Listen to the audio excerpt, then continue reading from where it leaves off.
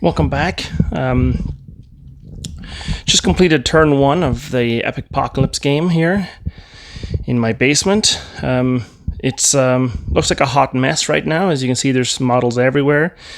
So instead of doing this turn or this battle report as in like this guy is going to move there, that guy's going to move there, I'm just going to play the turns out here myself with my partner, and then we're going to update everybody on what happened as the turns go on. Now the first turn took about a day to play because, as you can see, there's lots of units on the table. So I'm just going to do this from the Loyalist side, and then I'm going to go around and give you the update from the Trader side and explain what happened so far in this game. So far in this game, the Blood Angels here, they've just pushed up. I pushed them up rather aggressively. I did, for a moment, hold this objective, but that didn't last. I am working my way onto this objective with some Assault Marines. This objective over here is still being held by the Custodes, although they have taken some casualties. And this objective here is held by the Emperor's Children right there. So the game really not a lot has happened. There has been some losses. I'll just go through that right now. There's been a few losses right here. So we lost 3 Predator tanks from this company. This Reaver, he stayed. He didn't move. He just shot at a bonus, and he blew away a Spartan right there. What else? Oh yes, there used to be There was used to be Blood Angel Terminators in this building here. They've been obliterated by these mastodons. What else did we have? Oh yes, I lost on this objective. I lost my jump pack assault company for the Blood Angels. So this is the casualties so far. These are 3 Predators that were lost right there. This is the Terminators that were lost over by the objective over here. And this is the 10-man squad of jump packs that were destroyed right there. On what else happened? Oh, on this side here, Imperial Fists just moving up here into the refinery, moving up to support. He stayed and he shot. This Reaver advanced up, this Warhound advanced up, or the Warlord advanced up, but they didn't fire, they just ran up. And essentially everything just moved up as much as they could. From the Loyalist point of view, I have lost a fair bit. You know, that's not nothing. But I still have some reserves coming on, so it should be okay. Over here, on this Warlord, I didn't finalize this bit here yet. This Warlord and that Nemesis, along with the 2 Fellblades, they exchanged fire with the Warlord, and I'm just going to roll their results on camera, just so for some excitement. And what else? Let's just see here what happened. Just sorry for the camera movement. Not a lot of angles. There's basically a lot of stuff going on right here. Blood Angels moving up. Unfortunately, there's not a lot of room in between these buildings to get a lot of vehicles here. These Sakarans here took a bit of damage. These guys here took a little bit of damage. Mastodon took a hit. I'm just going to pause it for a second and go on and explain what happened from the Trader side. 1 sec. Okay, sorry about that. So we're back. So from the Trader side, Sons of Horus just moved up. These Knights moved in here, and they shot at the Warlord. Actually pretty effectively too. Some just movement. Nemesis stayed and fired. The tank companies, the Dreadnoughts moved up. These 2 Warhounds moved up just to get out of the line of arc of this Warlord and Reaver. The bike companies moved up in a big mass here. Emperor's Children Infantry companies moving up. Fellblades double moved up here to get into some firing arcs. This is where we lost our Land Raider. So here are the losses for the Emperor's Children so far. A Spartan, a Land Raider, and all of their Land Speeders taken out by Blood Angels. And here's where we stand. Not very easy. It's very hard to hold this camera and give you good angles on stuff, but these Emperor's Children tactical companies are going to move into that cathedral there and hopefully take that objective. These tacticals are going to move in here and hold this objective. this squad or this company of Sons of Horus are going to make an assault on this cathedral once all these tanks have dealt some damage along with these two titans. And over here, we're just going to have the Fellblade and the heavies trying to hold off the refinery against the Terminators from the Imperial Fists. There's still a lot of reserves coming on for the traders. There's still all these Terminators are inside these Mastodons, still inside. All this company of Assault Marines are in their drop pods in reserve. These are deep striking Justarians, and we have the Emperor Titan still ready and waiting to come on. And then who do we have? Oh yes, over here in these Mastodons, we have the Emperor's Children, Phoenix Guard Terminators, along with their Dreadnought friends, and Fulgrim. He is sitting comfortably in this Mastodon, waiting for Sanguinius to show his face before he comes out. Oh, we also have the two Fire Raptors in reserve. They did not come on yet. So I think what we'll do now is I'll just pause it again, and we'll work out the damage for the Reaver and Warlord battling out.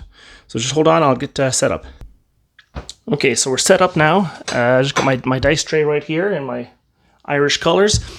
What I'm going to do is you can see the Warlord right here, and you can kind of see the Nemesis over there.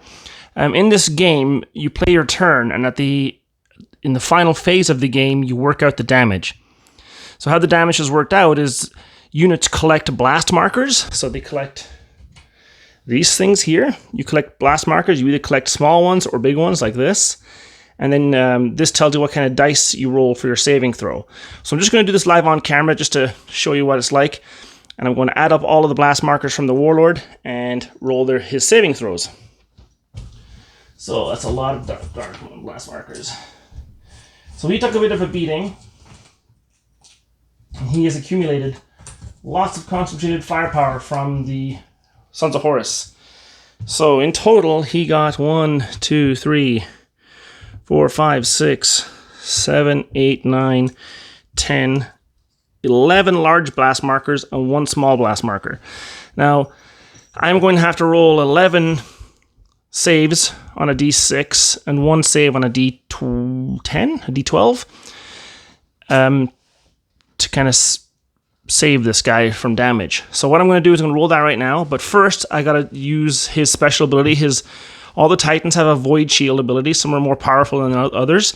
The Warlord has one of the most powerful ones, so he automatically removes 1 large blast marker just for his shields. So that leaves 1, 2, 3, 4, 5, 6, 7, 8, 9, 10. So 10 large blast markers, 1 small blast marker. So let me just get the dice. I'll be right back. Okay, so I have my dice. Warlord save on a 4+. Large blast markers mean you use D6. So 10 D6, looking for 4s. Yikes, that's bad. 1, 2, 3, 4, 5, 6, 7, 8, 9. He took 9. I only saved 1 of those. He took 9 hits. And now I have the 1 small blast marker, which is a D12. Looking for a 4. He got a 6, so we're okay. So the Warlord went from 36 wounds down to 25. Yikes. So he has 25. Just going to mark that with a D20. So he has 20.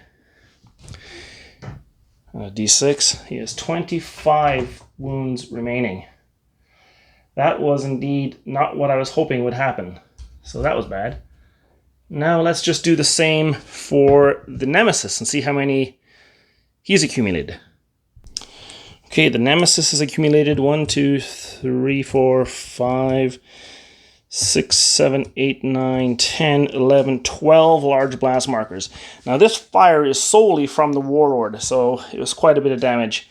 I didn't roll the best, but it still did enough. So the Nemesis has very strong shields as well, so I'm going to remove 1 large blast marker for his Void Shield ability, and I'm going to roll these dice. 1, 2, 3, 4, 5, 6, 7, 8, 9, 10, 11. Now the Nemesis does not have quite as good a shields as a hull as a Warlord does. He only has a 5-up save, so I'm going to get an extra dice. And I'm going to roll 11d6. So 1, 2, 3, 4, 5, 6, 7, 8, 9, 10, 11. So I'm looking for 5s on 11 dice. I got 1, 2, 3, 4. I did fairly well there. 4 saves. 1, 2, 3, 4, 5, 6, 7 hits go through. Now the Nemesis, whereas the Warlord had 36 wounds, the Nemesis only has 30. So he is down to 23. So I'm going to mark that with a 20 and a 3. So it looks like the Warlord got the worst of that exchange. I'm just going to move the camera here a second. Sorry for the wobble. I just wanted to show you how this game played out or what it was like. There's a lot of, I want to zoom in here, there's a lot of models on the table, so it makes it difficult to play quickly. Although, look at the amount of stands on the table. So I have small children, I have a job. It's not exactly something that I can sit down for a full day and play a 10-hour game, or I would have been much further along. I only have a couple of hours here and there, mainly at night. And I just wanted to show everyone that this scale of game is possible with the Apocalypse rule set.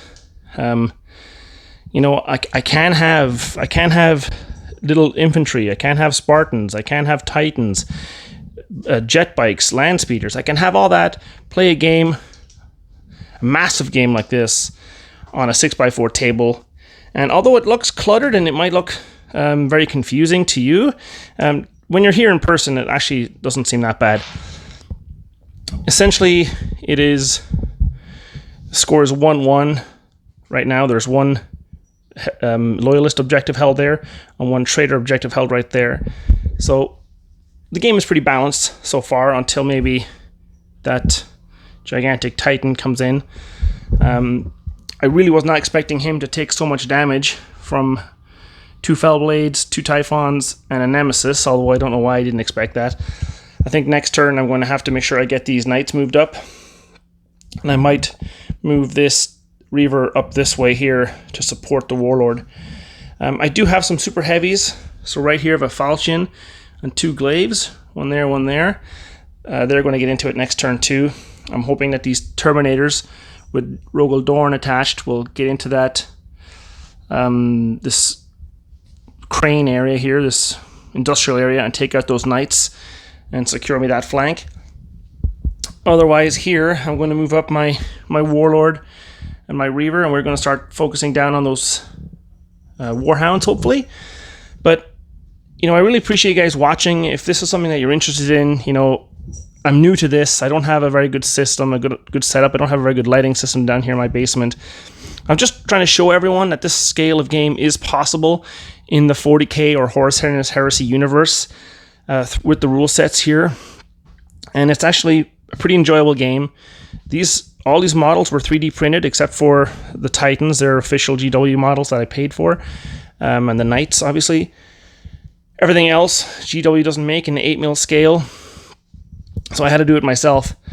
You know, which way this battle is going to go after turn one, sorry? I have no idea. Right now, it looks like the Blood Angels are starting to swarm the Emperor's Children. But the Emperor's Children have done a pretty good job of taking out quite a lot of Blood Angels. So we'll see. Anyway, I'll be back later with turn 2 with another quick update. Anyway, thanks for watching. Bye-bye.